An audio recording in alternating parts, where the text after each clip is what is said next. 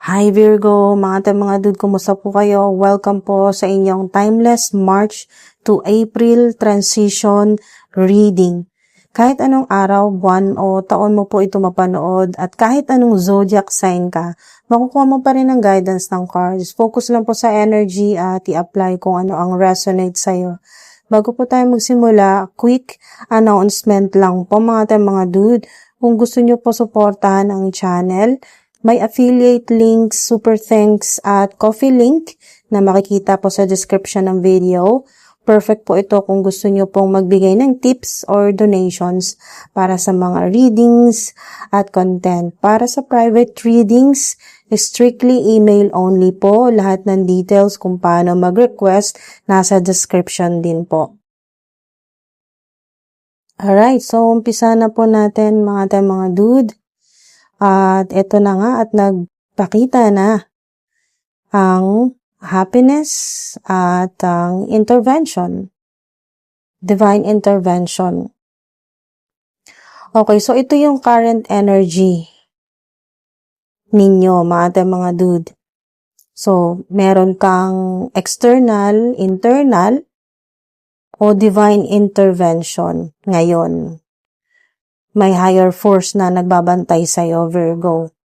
May ilang bagay na kailangan mong i-adjust o i-let go sa money o sa pera o sa career po ninyo. Opportunity na kailangang i-assess, mga dude, bago mag-invest o gumawa ng financial move. Ito yun. Ito yung opportunity. So, meron talaga. Kung sa kalusugan or sa health po ninyo, huwag nyo pong ignore, okay? Huwag nyo baliwalain ang stress. Lalo-lalo na po yung overthinking. Yan po, lalo na po yung overthinking.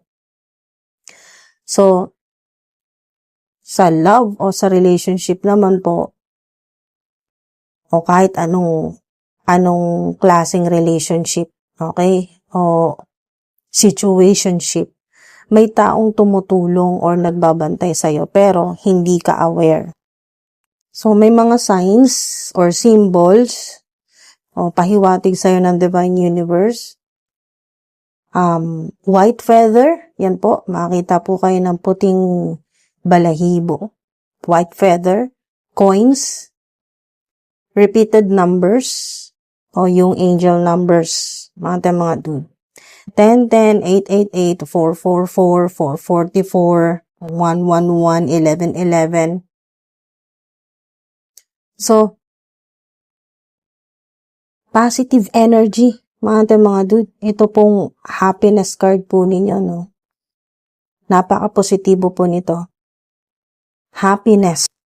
Good vibes incoming, simpleng joy sa araw-araw. May good news sa finances or sa trabaho o sa online platform po ninyo, creative projects, negosyo, part-time jobs, kung ano man po yung pinagkakitaan po ninyo, pinagkakaabalahan po ninyo sa kasalukuyan. Merong unexpected bonus. Malaki to, mga dude. Unexpected bonus o financial opportunity. Meron ding energy boost. Yan po, sa inyo pong kalusugan, no, sa health po ninyo, mas relax ka. Nakikita ko dito, mas relax ka. May mga happy moments din po sa relationship o situationship. Ano man pong klaseng relationship ang meron ka sa ngayon. Mga angel numbers. Mga angel numbers katulad po ng 111, 11, 11. Mulit na naman, may 111, 555. Mga dude. Napaka-significant, or 555, significant, 111, 111, or 11, 10, 10, 10, 11, 11. Ito po energy ng Watch Tower of the South, summer card, timing to, observation, at kasabay niya ang candles o yung magic. So, may magic energy. Spiritual support, meron. Sigurado yan. Walang kaduda-duda, meron kayong spiritual support, Virgo, mga dude. So, may timing na kailangan bantayan. So, obserbahan muna. Okay? Observation lang muna. Right timing sa investment o deal, lalo na kung talagang naniniwala kayo sa divine timing na pag talagang oras mong yumaman, oras mong magkapera, oras na talagang lumabas ang opportunity. So, walang makakaharang yan. So, obserbahan nyo din po yung inyong, kasi nga merong observation energy o vibe sa inyong kalusugan. Sa health po ninyo, obserbahan po ninyo yung inyong, kung ano yung sinisignal ng inyong katawan. Okay? Mararamdaman nyo po yan. Yung mga sign symbols kayo outdoors na makikita. Sunny moments, maaraw, may mga bulaklak, sunflower, napaka-significant po sa ilan. Outdoors yung vibe or yung energy. So, maaring sa labas talaga kayo makakita ng mga sign symbols mula sa divine universe. Iba-ibang sign ito, mga dude. Pwedeng angel numbers o mga paulit-ulit po na numbers na nakikita po ninyo sa labas. Basta maaraw, maganda yung panahon, may mga sign symbols kayong makikita sa labas. May connection din yan sa spiritual support kasi nga may umaalalay sa'yo, may gumagabay sa'yo. Maaari din po na makatulong sa inyo sa kalusugan po ninyo. Hindi lang physically, pati sa inyo pong mind at sa inyong spiritual body, energy body. Auric field din po ninyo, yung inyo pong aura, yan po. Yung candle ritual, kung gusto niyo pong subukan kasi meron kayong candle or candles card or magic card. So, meditation para mas maging peaceful o kumalma po kayo lalo na kung kayo po ay stress. So, merong magpapakita rin sa inyo ng clear, napakalinaw na intentions sa relationship. Kung ano man po yung relationship na meron kayo sa ngayon. Yung energy ng history card po ninyo, no? Past lessons yan, marami na kayong natutunan at matututunan pa. Okay, sa past po ninyo, mga katulad po ng past investments o gastos. So, may natutunan kayo dyan at siguradong may matututunan pa rin kayo. So, hindi natatapos yun, yung learning, mga dude. Bago ang ilan sa inyo maka-move forward, matututunan mo muna ang mga lessons ng nakaraan. Yan yung mensahe sa'yo ng history card. Yung previous stress po ninyo sa inyong kalusugan, may recovery na yan. So, good news yan. Yung mga old misunderstandings, may insight na, pwede mong magamit yan ngayon. Yung mga natutunan mo na yan. Sigurado yan meron. Sa mga old misunderstandings, may nakuha ka dyan. Imposibleng wala. Meron kang natutunan dyan at magagamit mo yan sa kasalukuyan. Sa current situation po ninyo, no? Mga repeated numbers, katulad po ng mga nabanggit kanina na mga lucky numbers, angel numbers, coins, yan po, susi, keys, susi, coins, may makita po kayo. Lalo na po, no, outdoors kasi yung symbol, yung sign sa inyo, baka makita nyo po yung sa labas. Makakita kayo ng ganyan. Or mapanood po ninyo sa online kasi nga meron kayong online card, searching online. So, ito yung current actions po ninyo, no? Pwedeng advice din po yan sa inyo na nakikita ko dito na nagsisearch ka. Okay, may hinahanap ka sa online. Naghahanap ka ng pwedeng solutions online ito. Okay lang, pero wag puro research lang, no? Mga dude, ito yung advice po sa inyo ng inyo po mga spirit team. Action is key. Diba? Key, nabanggit din dito, susi, no? Action is key. Online business ideas or investment options, meron. Siguradong meron yan. Online guidance sa inyo pong wellness, sa inyo pong well-being, sa katawan po ninyo, sa kalusugan po ninyo, meron. At makikita ninyo rin po yan, mga dude sa online yan. Sa 8 of Cups, meron ka talagang kailangang i-let go. So, old attachments ito. Napaka-specific nito, no? Yung kailangan mong i-let go old attachments kasi nga may kinalaman yan sa history card. Old attachments o old habits. Lalo na kung hindi na talaga makakabuti yan sa iyong old habits.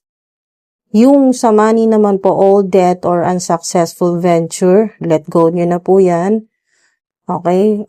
I-surrender nyo na po sa Divine Universe, yung mga old debt or debts po ninyo, yung loans, kung ano man po ito, pwedeng karmic debts din po. I-let go nyo na po at ang bahala na ang Divine Universe. Okay, mga dude, surrender, let go and let God. Stress or unhealthy habits sa kalusugan po ninyo, makakabuti na i-release nyo na po yan. Malaking tulong po yan sa health po ninyo, kalusugan. Release nyo na rin po kung sa love life o sa relationship, no? Old attachments, no? Mga dude. Queen of Pentacles, stable energy, stability, practical energy. So, ikaw yan. Steady income or business growth, meron. Talaga magkakaroon ka ng steady income or kung meron na, mas magiging steady or mas magiging stable. Sa kalusugan po ninyo, sa Queen of Pentacles, maintain healthy routine. Yan po. Supportive relationship, meron, kaya hindi ka nag-iisa.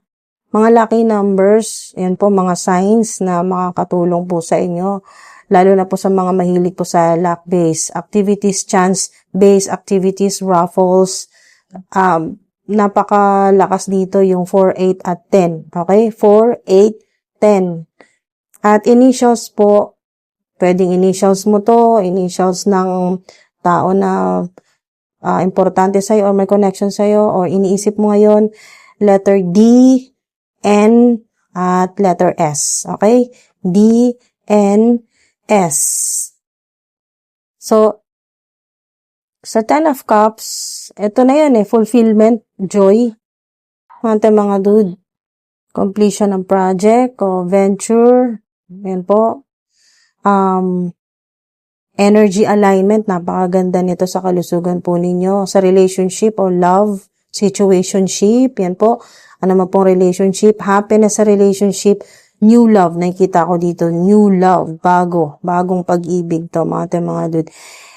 Lucky, napaka-strong dito ng 888, dito po sa 10 of Cups. 888, abundance incoming. So, lalo na may Wheel of Fortune kayo, may 10 of Cups kayo, abundance incoming. Talagang magkakaroon ng abundance. Mga dude, walang duda. Nako, napakaswerte, napaka-blessed. Ang meron pong Wheel of Fortune na card at meron pa kayong 10 of Cups. Makita po kayo ng rainbow. Nako, isang napakalakas na sign po yan mula po sa Divine Universe na talagang, big change o opportunity, napakalaking opportunity. Sudden income, no? Yun nga, mabibigla ka, masasurpresa ka kasi nga, sudden income opportunity yan. Energy balance sa kalusugan po ninyo. Magkakaroon din po ng pagbabago sa relationship, okay? Change sa relationship dynamic. 555, talagang inuulit pinapaalala ulit sa inyo na napaka-significant, napaka-strong o swerte ng 555 at 888, lalo na po sa mga raffles, draws, mga chance-based activities, luck-based activities. So, wow, mga dude.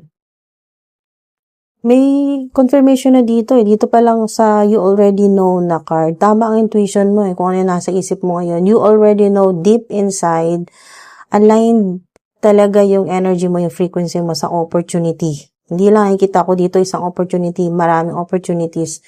Talagang intuition guided yung inyo pong kalusugan, may recovery sa ilan sa mga nagkasakit o nagkaroon ng problema sa kalusugan, sa health. Okay? Mga dude. Yung patience po ninyo, advice din po yan sa inyo, guidance. Okay? Advice yan na have patience. Have patience, Virgo. Universe is preparing something bigger. Ito na yun. Antay ka lang talaga. Wait for right timing, divine timing. Tulad nga nung sinabi kanina, sa umpisa pa lang ng video. Ayan po. Basta yung sa kalusugan po ninyo, maintain wellness routine. Yan po. May routine na dapat talaga kayo. Or maaring nasimulan nyo na po yan.